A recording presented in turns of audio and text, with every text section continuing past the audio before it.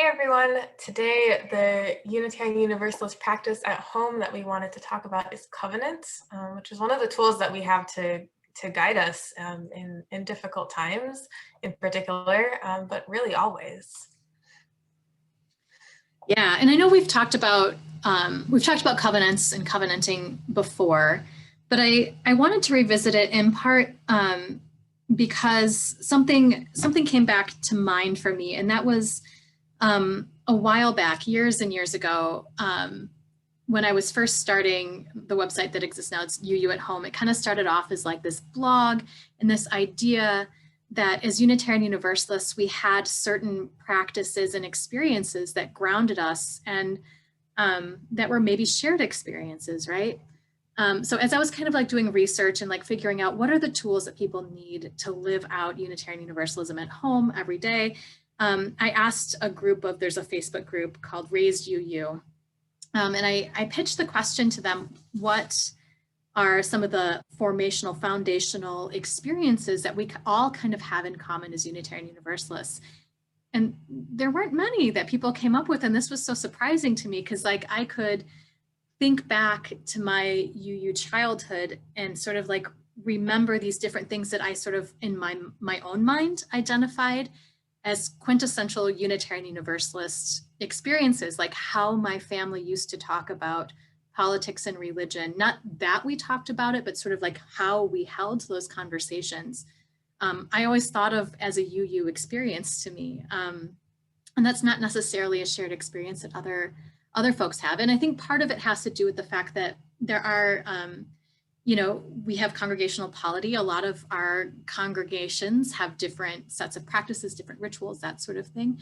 But I was pretty sure that there was something that bound us all together. And what I kept coming back to was that covenant, right? We all have covenanted space where we say it often that we are not bound by creed, but by covenant as Unitarian Universalists. And so like the same idea of like what rituals, what practices, what things are guiding us as Unitarian Universalists at home sort of went into this idea as you and I were putting together our worship at home box that we sent home to folks at the beginning of the, well, not I guess necessarily the beginning of the pandemic, but the beginning of this program year. And we sort of filled the box with these different tools, thought of this as a toolbox, right? How can we live out? What are the things that we need to help take church out of 328 Maple Street and bring it into each of our lives each and every day? Yeah, so one of the things in that box are some strips of paper. I'm trying to think about how to turn covenant into something tangible that you can see and feel with your hands, not necessarily just with your heart.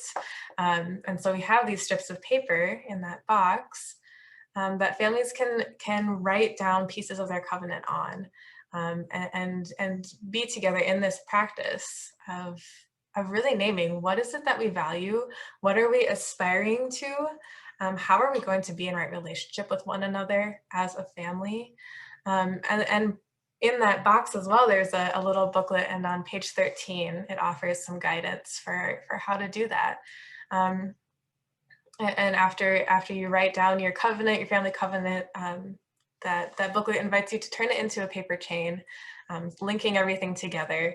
Again, just turning this covenant, this really intangible thing into this paper chain that you can then look at and reference as a family and come back to. Yeah, and one thing that I love about this practice of making at-home family covenants is that we have unspoken covenants with one another all of the time. And part of our work as Unitarian Universalists is to name them, right? To remember that our work is to be in right relationship with myself, with you, with whoever I'm in relationship in this little circle or this bigger circle or the web of existence of which we are a part. And it helps to do the vulnerable work of writing down how I promise to be in right relationship with you, right? Like it can kind of be a vulnerable thing to say, what I need in this space to be brave enough to do the work of growing and learning, what I need is I need to be heard sometimes, right? Like I need us to make space to listen to one another. That is, I mean, that's a vulnerable thing to speak out loud. And sometimes, you know, if we can assume, you know, what we need, and it really, really helps to name it out loud. And I think about all of the unspoken promises that we try to live into every day and maybe sometimes forget are there, right? Like, you know, if you forget or haven't written down this promise that you make with one another, it's so easy to just let it slip by the wayside. And we talk about intentionality all of the time in all the practices that we sort of bring forward. And this is about, at its core, about intention. I intend to be in right relationship with you, and I intend to find out what you need for us to be in right relationship. Mm-hmm. Yep. Yeah, and sort of wider than the family covenants or the classroom covenants that we've sat down and created as little groups, there's the Unitarian Universalist covenant, which is the 7 principles that we affirm and promote. And that too is a living document and something that is full of aspirations and really, really hard things to actually act out and do. And we mess up all the time, and we're always trying to do better about it. And one of the, you know, one of the reasons that covenants are living documents is because sometimes as we go along, we find out like, oops, we're really bad at doing this one thing. Oops, we're really bad at living up to this one unspoken aspiration. And then we need to revisit the covenant and name it out loud. And that's something that happened with the 8th principle, which came out of anti-racism work and recognizing that people can follow all 7 principles without ever thinking about anti-racism work. That's a thing that is possible to do. And there's a gap there then in that covenant that that needed to be corrected. And so this 8th principle reminds us to work together for diversity and against racism and oppression. And now it's there. Now it's written down, and it's there to remind us that this is something we are trying to live up to. Yeah.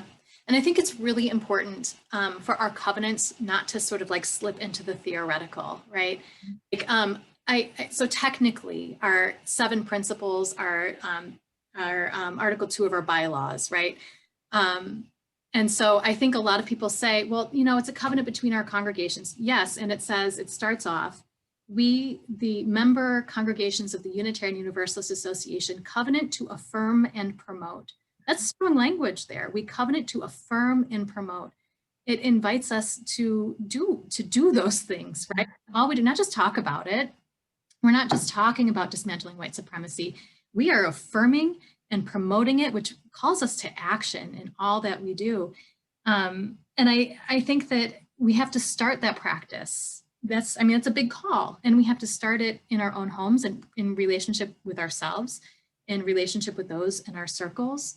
It's diligent work, right? It's disciplined work. I think sometimes it's easy to think that because we don't have a creed, right, that Unitarian Universalism is an easy religion in some ways, but it's not. It's hard work to think about how we can be in right relationship with one another. And so doing a family covenant together, it can be a simple process of what do we need to be in right relationship with one another? And it can be things like, we're going to be kind to one another. And even just starting with one promise, right? Be kind to one another. And then the practice of calling each other back into that one promise, that's a good start. That's a hard thing. And it's our central work as Unitarian Universalists. Yeah, and actually I think the nice thing about having a covenant that is not theoretical and is a practice is that it applies when things happen, when there's a white supremacist attack and racist symbols and anti-Semitic symbols and deep harm that we feel as individuals and as community members. This covenant isn't just there to look at it and point at it and say, this is a thing to think about. This is a covenant that guides us and holds us right now. It's asking us to do something, and it's offering a pretty clear path forward. that might look a little different for each of us, but in general, the values that lay out that path are there in that covenant. It helps us make sense of the world. And to me, having a covenant that doesn't stay just in my head and actually asks me to do something, demands that I do something, is really comforting when I am faced with a problem that I have no idea what to do about, and yet I need to do something. Yeah.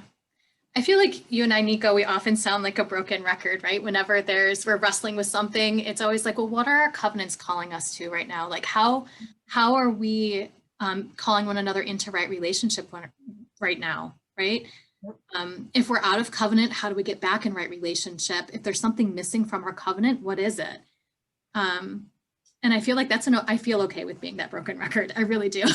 Because it's hard. We will never have answers to that question. It is so hard. It is. And that's why, I chuckle a little bit when people think it's such an easy faith that we hold. It's not. It is so challenging. And I think it's also true that at different moments, different pieces of our covenant feel relevant, right? Like we need to work on this piece right now. I know a promise that I've made, whether consciously or consciously, and I'm naming it out loud right now. And this feels particularly relevant right now. And so my invitation to those of you who are listening or wrestling with this question of how can I be in right relationship right now in this moment in time is what promises, what covenants are feeling particularly relevant to you right now on January 13th, 2021, right in this moment, which covenants are feeling particularly relevant or challenging to you? We'd love to hear from you. How are you wrestling with this idea of being in right relationship? It's our primary work and it's hard, extremely difficult work. We're thinking of all of you. Thank you for listening, and we'll see you again next week. Bye, friends.